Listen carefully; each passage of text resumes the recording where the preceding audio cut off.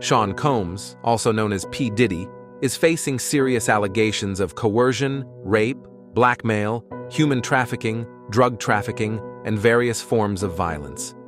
And all of this comes despite the fame, respect, power, and money he has accumulated over the years. How did he manage to achieve success at such a young age, despite a life full of drama and problems? In this video, you'll learn more about his past, jobs, business ventures, income, spending habits, relationships, beefs, problems within his label, lawsuits, allegations, and his current net worth. Is there anything that you may want to confess tonight?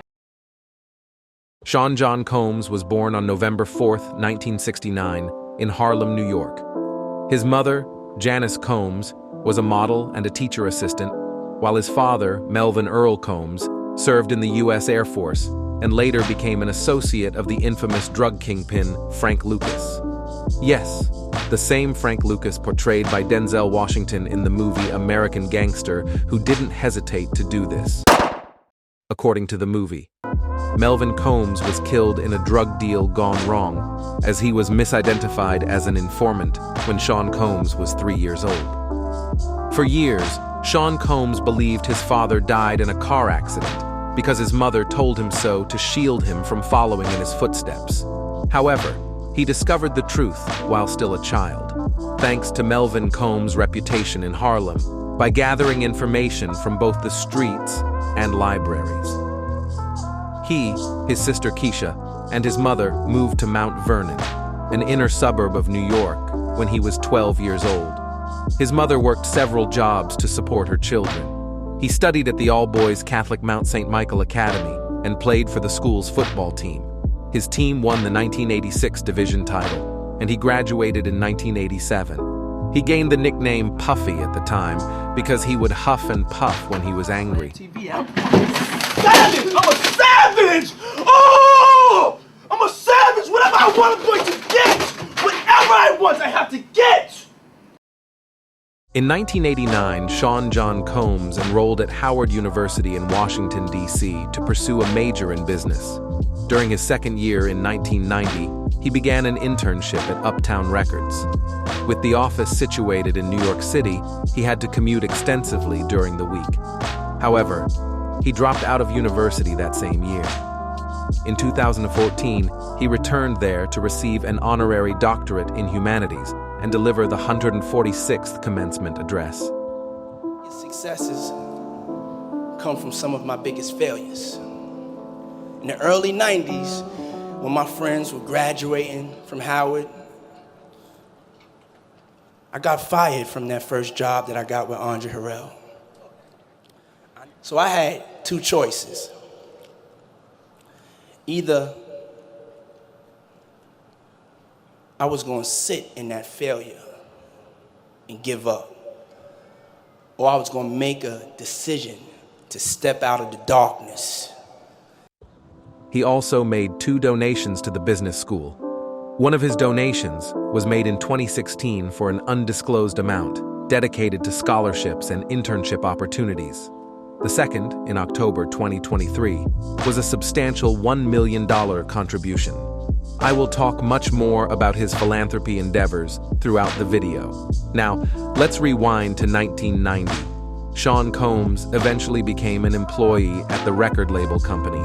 He played a significant role in developing big names such as Jodeci and Mary J. Blige at the time, and was promoted to vice president within a year. While holding this significant position, he and the late rapper Heavy D organized a fundraiser event following a charity basketball game at the City College of New York. Unfortunately, tickets were oversold, leading to a stampede in which 29 people were injured and 9 others tragically lost their lives. No criminal charges were filed against him, Heavy D, and the college. However, a state judge found them liable for the tragedy, leading to wrongful death and personal injury lawsuits. An entire portion of the video will be dedicated to Sean Combs' lawsuits.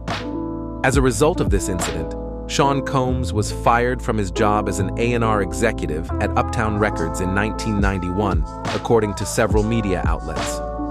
However, other articles suggest that he was fired from the label in 1993 by his mentor and the president of Uptown, the late Andre Harrell, due to arguments with top executives of the company. Additionally, it's reported that the distributor, MCA, refused to release the Notorious B.I.G.'s debut album because of its raw and uncut content. According to an article from Revolt.com, Harrell recognized Sean Puffy Combs' potential. In an interview with the media, Harrell stated, "I didn't want to sit there and be the one confining Puff, because the corporation was telling me to do that. I'm not built that way." Heavy D passed away from a pulmonary embolism in 2011 at the age of 44, and Andre Harrell died from heart failure at the age of 59. From now on, for the sake of the video, I will now call Mr. Combs P. Diddy, because this is where I start talking about the most important part of his career. P. Diddy started his own music production company in 1993 called Bad Boy Entertainment. The label signed several big names, including Faith Evans, the Notorious B.I.G., G. Depp, Black Rob, The Lox, Shine, Craig Mack, Mace, Cassie, 112, Loon, French Montana, and many more. Many of these artists released hit singles and albums throughout the last 3 decades. The Notorious B.I.G. alone released iconic tracks such as Juicy, Big Papa, and Hypnotize in the 90s. In 1997, the American Society of Composers, Authors, and Publishers, otherwise called ASCAP, named P. Diddy Songwriter of the Year. Bad Boy Entertainment achieved significant success, selling $100 million worth of recordings and securing a multi-million-dollar management deal with Arista Records. However, success came with its fair share of drama for P. Diddy and his roster. Bad Boy Entertainment found itself directly involved in a regional beef with Suge Knight's Death Row Records. Originating from the East Coast, Bad Boy clashed with Death Row, representing the West Coast. The animosity stemmed from a broader conflict between East Coast and West Coast rap artists, fueled by differing styles and attitudes. Despite the rivalry's roots, initially sparked by Tim Dog's 1991 track Fuck Compton under Rough House Records, tensions escalated between P. Diddy's camp and Suge Knight's, reaching a climax at the 1995 Source Awards. First of all, I'd like to thank God. Second of all, I'd like to thank my whole entire Death Row family on both sides, you know what I'm saying? I'd like to tell Tupac to keep his guards up. We ride with him.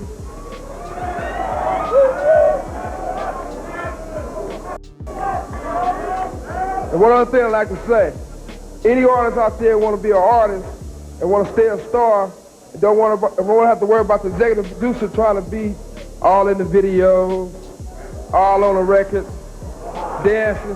Come to Death Row.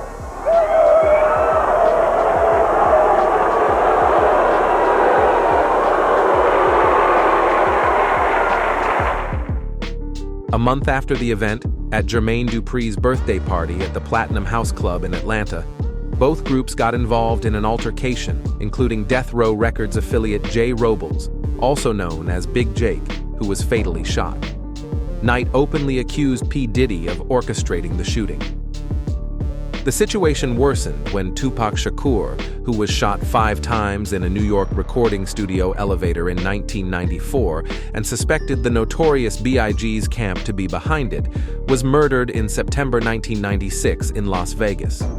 The incident occurred following an altercation at the MGM Grand Garden Arena's hotel and casino area with members of the Southside Compton Crips, including Orlando Tive Anderson, also known as Baby Lane, due to Suge Knight's affiliation with the Mob Piru gang.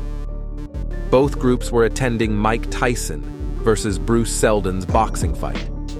The word on the street also suggests that P. Diddy might have paid the Crips to do the dirty job, possibly due to a bounty on Death Row members' chains, as tensions between the two camps had been brewing long before this encounter. Baby Lane, who was a prime suspect in Tupac's murder, was killed in May 1998 by gunshot wounds in an unrelated situation in Willowbrook, California, and his uncle Dwayne Davis, also known as Keefe D, was arrested in September 2023 for his involvement in Tupac's murder.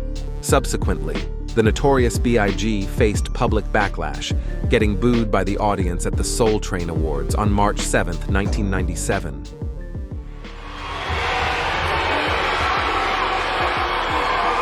What's up, Cali?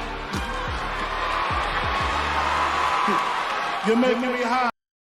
Just 2 days later, he was killed. That's 6 months after Tupac's death and a week after releasing his last song, Hypnotize. In January 1997, a few months before Biggie Smalls' death, P. Diddy released his first single as a rapper, Can't Nobody Hold Me Down. It dominated the Billboard Hot 100 chart for 28 weeks. Following this success, he released his second single, I'll Be Missing You, paying homage to the late rapper, in May of the same year. 2 months later, his debut album, No Way Out, hit the shelves and achieved major success, reigning atop the music charts for 24 non-consecutive weeks. It earned a 7-time platinum certification from the Recording Industry Association of America, otherwise called RIAA. The album's success culminated in winning a Grammy Award for Best Rap Album in 1998, marking a significant achievement for P. Diddy and his record label. These accomplishments propelled the record label to new heights, with an estimated value of $100 million at the time, solidifying its position in the music industry. P. Diddy released a second album titled Forever in August 1999 that rose to the second position on the Billboard Hot 200 album chart, featuring songs like Satisfy You, P.E., and Best Friends. He also released other albums such as The Saga Continues in 2001, featuring the Bad Boy Family, Press Play in 2006, and the Love Album, Off the Grid in 2003. Believe it or not, he co-produced an electronic album titled 1111 in 2014 with Israeli producer Guy Gerber. He also released one mixtape with his roster titled Money Making Mitch in 2015. To illustrate his financial success, Forbes reported that P. Diddy had a net worth of $750 million in 2016, while Celebrity Net Worth reported that he earned $62 million that year alone. The Bad Boy founder dated a plethora of women during his career, beginning with Misa Hilton Brim, with whom he had most of his children. His romantic partners also included Cameron Diaz, Miracle Watts, Sarah Chapman, and yes, she also dated Tupac, Lori Harvey, Naomi Campbell, Gina Huang, Jennifer Lopez, Cassie Ventura, and Young Miami. I will talk about the last three later. P. Diddy's financial success extended beyond music, as he ventured into various businesses over the last 30 years.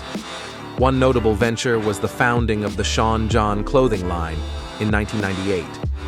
According to Business Insider, by 2016, it boasted annual sales of $450 million.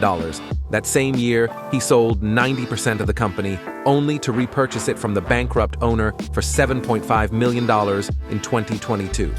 In 2007, he achieved success, earning $28 million. This success was attributed to his music show, Making the Band, which aired from 2000 to 2002, along with his music label, the Sean John clothing line, and 2 restaurants he owned. Additionally, P. Diddy became an ambassador for the Ciroc vodka beverage that same year. This collaboration, along with his other ventures, brought in $35 million the following year. By 2014, the company had sold over 2 million cases.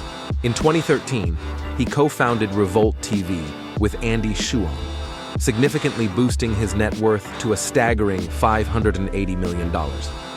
That same year, he also joined forces with Mark Wahlberg to acquire a majority stake in the water company Aqua Hydrate. They've each put $20 million on the table for the transaction. The company generated $65 million in sales in 2020. Forbes named him the highest-paid musician in 2017 for making $130 million. His business ventures and a Bad Boy family reunion tour earned him that crazy sum. Additionally, in 2022, he attempted to purchase cannabis businesses and operations from Cresco Labs and Care Inc. after their merger for $185 million. These operations, based in New York, Massachusetts, and Illinois, would have made the company the largest black-owned cannabis company globally. Unfortunately, the deal fell through due to the shareholders of both companies being unable to reach an agreement. The hip-hop mogul has made significant contributions to the community. In 2003, he raised over $2 million for New York schools and children suffering from HIV and AIDS. In 2016, he co-founded the Capital Prep School, located in Harlem, New York.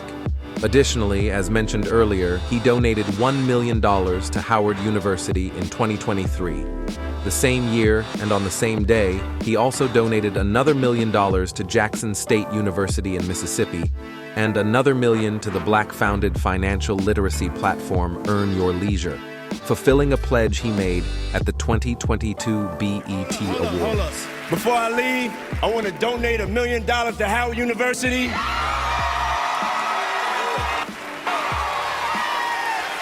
And also I'm gonna drop another $1 million on Deion Sanders and Jackson State because we should play for us. Thank you everyone for the bottom of my heart. I love y'all. Peace. The boss of Bad Boy Records also spent a lot of money on himself.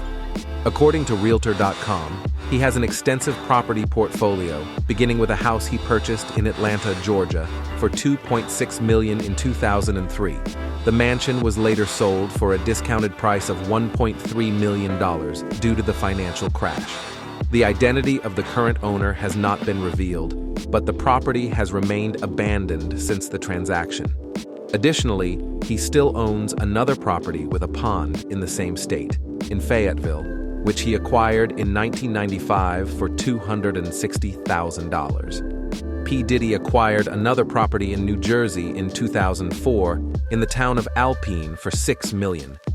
It sits on 3.5 acres of land and has a size of 11,000 square foot with 3 master bedroom, a sauna, a home theater, an indoor basketball court, a pool with waterfalls, a tennis court, a private putting green, and a 6-car garage. He put the house back on the market only after 3 years and was officially sold in 2016 for only $5.5 million. He had a 2,300 square foot 3-bedroom apartment in Midtown Manhattan, which he bought for $3.8 million in 2003. It featured walls of windows and high ceilings. The apartment was sold for $5.7 million in 2017.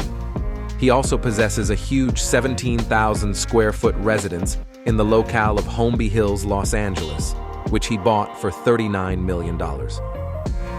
Built in 2014, it features 9 bedrooms, a 35-seat theater, a gym, a wine room, and a surprising lagoon-style swimming pool with a grotto connected by an underwater swimming tunnel.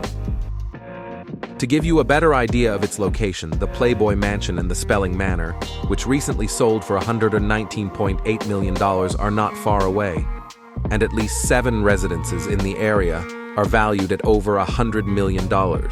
He also purchased a $5.2 million house in Toluca Lake, California in 2009, which he sold for $6.5 million in 2022, and rented a stunning mansion in Beverly Hills from 2008 to 2013, which is currently listed for $14.5 million.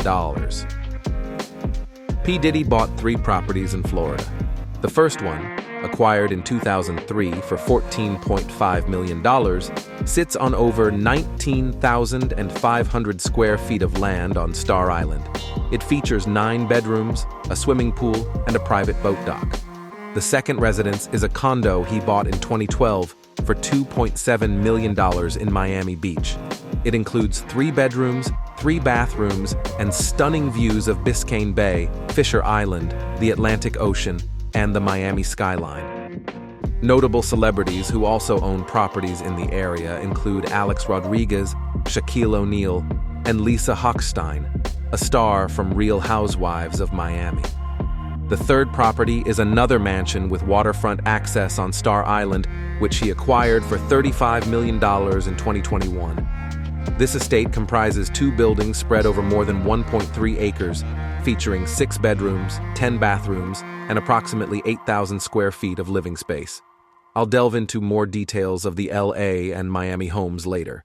According to Lambocars.com, P. Diddy boasts an expensive car collection that includes a 2008 Rolls-Royce Phantom drophead coupe valued at $250,000, a 1958 Chevrolet Corvette valued at $126,000, a 2008 Lamborghini Gallardo Spider valued at $225,000. He also bought a 2012 Jeep Wrangler Unlimited priced at $50,000 and a Mercedes Maybach 57 priced at $420,000. P. Diddy spent much more money on a 2016 Rolls-Royce Phantom valued at $500,000. Furthermore, he has a Cadillac Escalade priced at $75,000 and two Ferraris, the 360 Spider model priced at $160,000 and the F430 Spider at $217,000.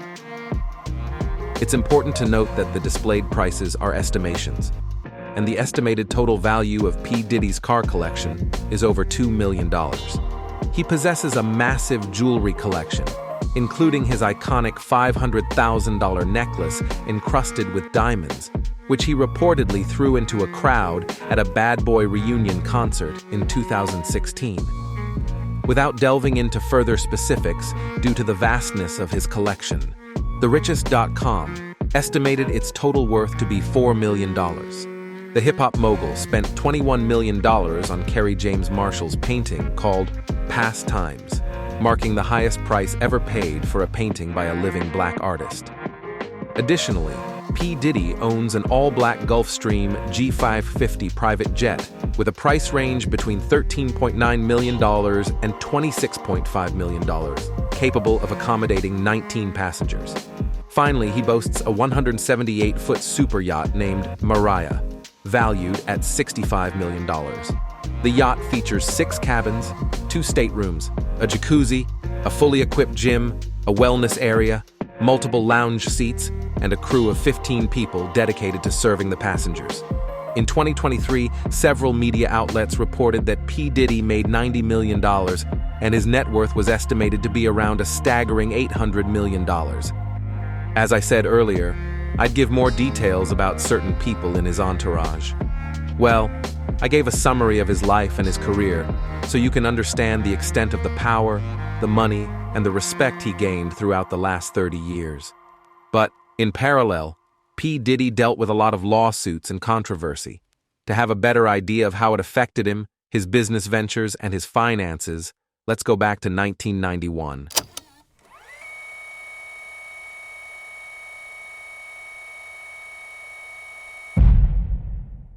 After the City College Stampede, he faced nearly a dozen of personal injury and wrongful death lawsuits from injured attendees and family members.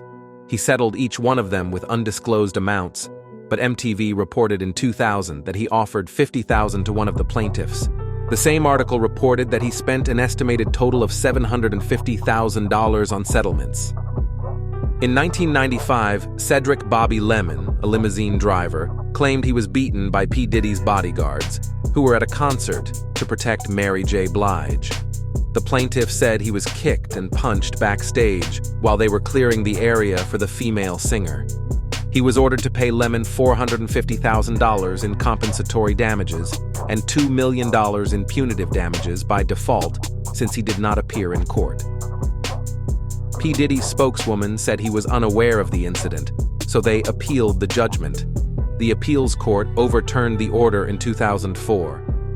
In 1999, P. Diddy faced significant legal challenges. He was arrested and charged with felony assault for allegedly beating up Steve Stout, a rival executive, following a dispute over a video scene. P. Diddy apologized, and Stout requested that the charges be dropped, ultimately receiving a $500,000 settlement. During the same year, cable TV host Roger Mills accused P. Diddy and his entourage of attacking him after he refused to sell them a video interview in which he was asked about his involvement in the killing of the notorious B.I.G. Mills filed a lawsuit in 2001, which went to trial. In 2004, a jury ruled in favor of P. Diddy on all counts. The bad boy mogul found himself in trouble in the infamous New York club shooting case. He was arrested and accused of possessing an illegal firearm after attending an event with his former girlfriend Jennifer Lopez and the rapper Shine. An altercation ensued, during which Shine allegedly fired a gun into the crowd, and witnesses claimed they saw Diddy with a gun as well. They were pulled over by the NYPD after the event, and a gun was found in their car. Shine was arrested and sentenced to 10 years in prison in 2001, eventually being deported to his native Belize by 2009. Diddy was acquitted of all charges, including possession of a weapon and bribery. 3 injured individuals filed a multi-million-dollar lawsuit, which was settled for an undisclosed amount in 2011. In 2001, Kim Porter, one of his ex-girlfriends, sued him for additional child support for their then 3-year-old son. A settlement was reached in the New York family court for an undisclosed amount. Kim Porter passed away in 2019 due to pneumonia. In 2005, Random House, a publishing company, claimed that Diddy didn't fulfill the terms of a contract to complete a memoir by 1999, for which he had received an advance of $300,000. Given the numerous lawsuits and controversies he was embroiled in that year, it's not surprising. A settlement was reached, and the book deal was ultimately scrapped. In 2007, a former consultant, James Sabatino, sued Diddy for a whopping $19 million, alleging that he hadn't been paid in full for a recording he made of the notorious B.I.G. in 1994 in Miami. The suit was dismissed in 2009. Sabatino had his fair share of problems, being a career con-man and compulsive liar. Times even had to retract a Tupac Shakur story, since it heavily relied on information given by him. In 2010, Diddy was sued for age discrimination by a former employee who was let go because of her age, despite working for him since 1998. The multi-million-dollar suit was settled for an undisclosed sum in 2011.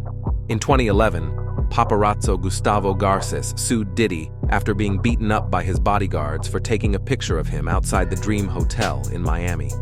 A settlement was reached in 2017, and Garces received $35,000 in exchange for releasing Diddy, his bodyguards, and their insurance company from liability. In 2017, P. Diddy's former personal chef, Cindy Rueda, sued him for sexual harassment and improper compensation for her long hours of work.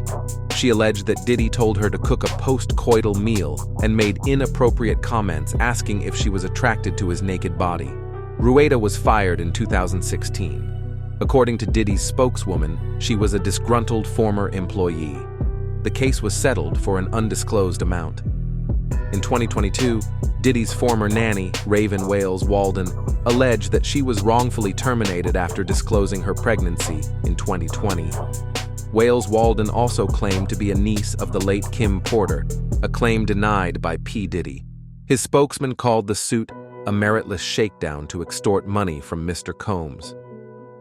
She dropped her case in April 2024, and according to the Law and Crime Network, it can't be refiled.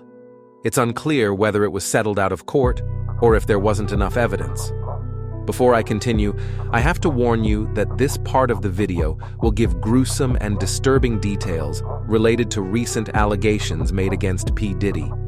You can skip this chapter or make sure to listen to it with discretion. Now, November 2023 is when the real trouble starts for Diddy. His former girlfriend, Cassie Ventura, otherwise known as Cassie, filed a lawsuit with explosive allegations claiming that she was beaten up, stomped, and raped by the music mogul. Disturbing videos of him allegedly belittling his girlfriend was released on social media. What you gotta say now? What you gotta say now? You ain't got shit to say. When you put your girl on the snap, baby, yo babe. I mean, shit getting weird. Come on, baby, it's hot outside. You fucking wrapped up in that blanket. Let's go jog on the beach. This video was released on YouTube in 2018. She added that she was forced to have sex with male sex workers while he watched and pleasured himself. It is rumored that he also blew up Kid Cudi's car out of jealousy. Cudi confirmed that it was all true and his car did catch on fire in the driveway of his residence in 2012. The couple have been on and off between 2007 and 2018. A settlement was made less than 48 hours later for a rumored sum of $30 million. Cassie released a statement saying, "After years in silence and darkness, I am finally ready to tell my story and to speak up on behalf of myself and for the benefit of other women who face violence and abuse in their relationships." Several other women came forward with similar allegations. This includes Audrey O'Day and Kimora Lee Simmons. A Jane Doe claimed she was drugged and raped by Diddy and 2 other men in 2003 when she was 17 years old.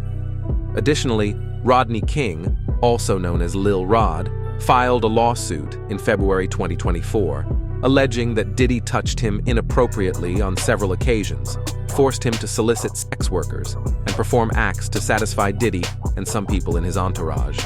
Lil Rod also revealed that he was required to film almost everything, and there was a constant influx of drugs, male and female prostitutes, and even minors in Diddy's private properties. According to the producer, many high-profile names were involved in these freak-offs, as Diddy called these parties. He added that alcohol laced with drugs was given to women, and Young Miami, a female rapper and former girlfriend of P. Diddy, was one of his sex workers and drug mules.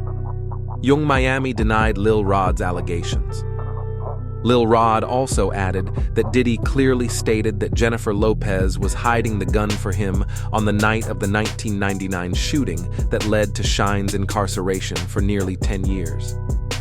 Finally, he claimed that he was not paid in full for his work on the Love album, that Diddy's camp tried to steal his publishing and alleged that the rap mogul, along with his son, Justin, were involved in a recording studio shooting in LA in 2022 that resulted in the death of a person. It's worth noting that he is suing Diddy for a whopping $30 million. Touré, a writer and journalist, also made shocking revelations in a recent MSNBC interview. They were just detained. But what is going on? Well, it seems that there are several people who are saying things about Combs to the government, and they are trying to figure out what's going on. I found it interesting that they had enough to get a search warrant, right, for multiple places, but not enough yet to arrest him. You know, I was personally disturbed many years ago, okay? I know this man well enough to call him and say, hey, I need a favor. Yeah. And this might have been 10, 12 years ago that I called him and say, hey, I have a family member who I want you to hire them as an intern. And then the internship stopped abruptly, like 3 or 4 months into it. Yeah. And I spoke to my family member, like, well, what happened? And they wouldn't say. Yeah. And I'm like, why did it end? He wouldn't say. And years later, they finally came out, and this a male, and said that Puff had said, come home, stay the night with me, or the internship is over. And they said, absolutely not. He said, absolutely not. And the internship ended. Note that despite the settlement reached with Cassie, and in addition to Lil Rod's ongoing lawsuit, he is facing 3 other lawsuits alleging similar charges. I won't go further into the specifics, since the allegations are well known and explained by all media outlets. There was a lot of drama surrounding the Bad Boy Entertainment roster. Here are a few instances. Craig Mack left the label after feeling pushed aside in favor of Biggie Smalls. He briefly returned with the Bad Boy family in the 2000s before quitting rapping for good and devoting himself to Christianity. He died in March 2018 of heart failure. Mase also had a major fallout with Diddy. Aspired to be the next big artist of the label after Biggie Smalls' death, Mase suddenly wanted to quit the label in 1999 to become a pastor. He returned a few years later. 50 Cent attempted to sign him to G-Unit in 2005, but P. Diddy blocked the deal. This partially explains why 50 doesn't like P. Diddy at all. After a last reunion with the Bad Boy family in the 2010s, Mase stopped collaborating with Diddy for good and spoke publicly against him. The Lox, a rap group formed by Jadakiss, Styles P, and Chic Luch, sought to terminate their contract with Bad Boy Entertainment in the 2000s due to differences in style and vision compared to the majority of the Bad Boy family roster.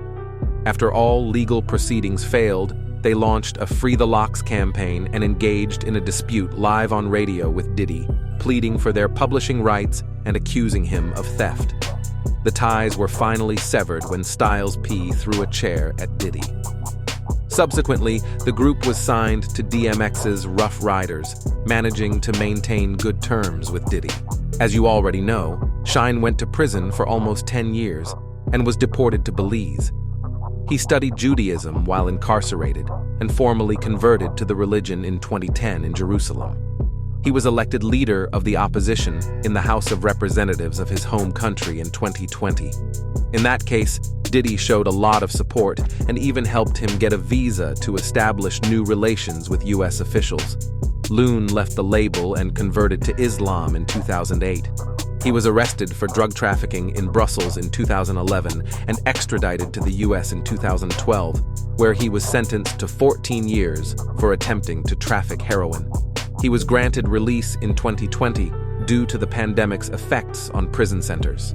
G-Dep was dropped from Bad Boy Records and had many issues with drugs and the law. He served a 15-year-to-life sentence after confessing to a murder he committed when he was a teenager. He was released from prison on April 4th, 2024. He stated in a Fox 5 interview that he wanted to work for Diddy again, despite the current allegations. Black Rob, a heavy contributor to the label, was dropped in 2006 while he was incarcerated for robbery. He suffered many health issues and ended up broke and homeless in the 2010s. He died of heart failure in 2021 at the age of 52. I briefly mentioned earlier that he owned 2 restaurants, both called Justin's after his eldest son. One was located in New York, which opened in 1997 and permanently closed in 2007. The other was in Atlanta, opening in 1998 and closing in 2012. Violent altercations involving high-profile celebrities and notorious gang members took place at both locations. I won't delve into further details since they would require an entire video. As you can see, despite his lavish lifestyle, successful businesses, money, power, and the respect he has gained, controversy, violence, and drama seem to follow Diddy. If any of the allegations were true, what could push someone to behave like this despite their success? Another very controversial figure who is facing similar allegations, Andrew Tate, made this statement in an interview unrelated to Diddy's situation. I think that money's an amplifier. I've said this a lot of times, but I have to say it over and over again because I want people to understand. A lot of people think money will fix their problems, and all it will do is exasperate them. Yeah. If you're a coward, you will be a bigger coward if you're rich. You'll be more afraid of robbery. You'll be more afraid of people finding out where you live. If you're an idiot, you'll be a bigger idiot if you're rich. You're gonna do more stupid things than you would have done if you were poor. If you're a G, you'll be a bigger G if you're rich.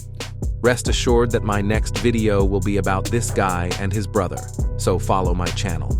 Finally, following the gruesome allegations and past controversies, his properties in Los Angeles and Miami were raided by Homeland Security. It is unclear if his yacht was also targeted in the raid.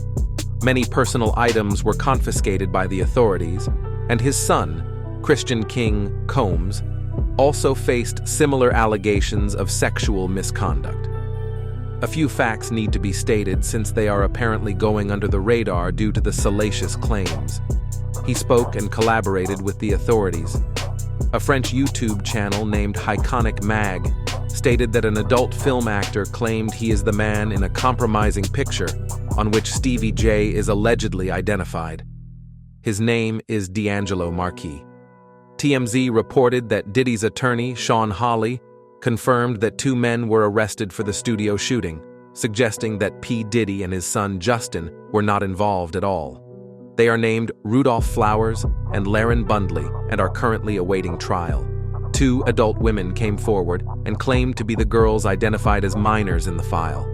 One of them published a picture wearing the same clothing and identified herself as Chelsea. She claims to be 33 years old. The second one is Justin Combs' 32-year-old girlfriend, Stephanie Rao. The audio involving Diddy and Meek Mill in suggestive activities is not proven to be true or official.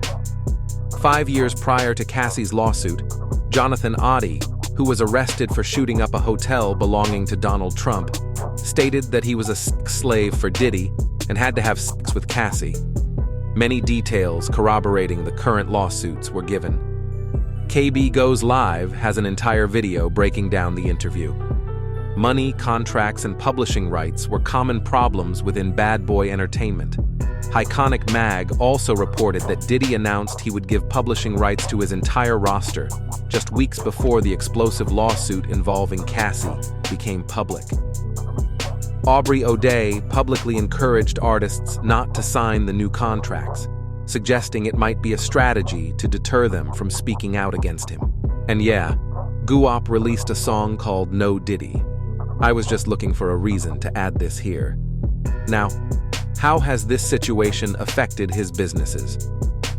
Forbes and Rolling Stone reported that Diddy lost 18 business partnerships, most of which were subscribed to Empower Global's marketplace.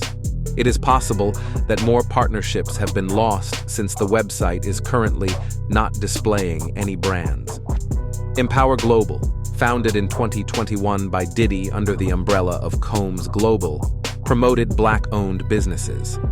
Members were required to pay a subscription fee of $35 per month and a 10% cut from sales on the platform. The Harlem Prep School, which he co-founded, cut ties with him. Hulu was supposed to host a reality show featuring his family, but dropped the deal. Diddy stepped down as chairman of Revolt in November 2023 and sold all his shares for $100 million to an anonymous buyer. Additionally, Diddy was a client of the Canadian label Salxco, also known as XO Records for Management. However, he is no longer listed as such on the label's website. P. Diddy has reportedly lost millions of dollars in deals following recent allegations. According to a show on the Law and Crime Network, P. Diddy may be turning to social media to sustain his income as his Instagram account is monetized. It's something to remember is that these social media personalities and celebrities and moguls, their social media presences are monetized. And so the more engagement that they get on each post, the more money that they receive. And so he's going to have to take the sweet with the sour, especially if he's looking at these very high monetary fees that are going to be going to his criminal defense and his lawyers currently, even before the case has even been indicted. So you'll probably see him leaning more into social media. The comments will likely be on most of the posts. He will probably not talk about the case itself because it is a form of monetization. I feel like it's nothing more than that. Diddy himself filed an unrelated lawsuit in May 2023 against his former partner and the company Diageo, a giant in the alcohol and spirits industry that co-owned Ciroc and Deleon Tequila. The lawsuit alleged that Diageo did not respect the terms of their contract by failing to support marketing agreements and engaging in racism, apparently viewing these products as inferior and selling them only in urban locales, as reported by fooddive.com. They had a 50-50 profit split deal, and he was making around $60 million per year. The lawsuit was settled in January 2024, and Diageo is now the sole owner of the beverages. During the making of this video, I came across the news about the sudden death of Marisa Roth, a TikTok star known for sharing controversial celebrity gossip. Although the cause of death has not been communicated to the public, it has sparked a conspiracy storm, including the possibility of foul play due to exposure of Diddy and his entourage's suspect activities. Ironically, others suggest that she was unable to pay her medication bills because Jennifer Lopez's team repeatedly reported her account for copyright claims until it was entirely shut down, including its monetization. She had several health issues, including colon cancer. Let me know your thoughts in the comments section. As of April 2024, Celebrity Net Worth reported Diddy's net worth to be $800 million. So yeah, in that case, more money, more problems. If you want to know more about celebrities' business ventures and lavish lifestyles, follow our channel.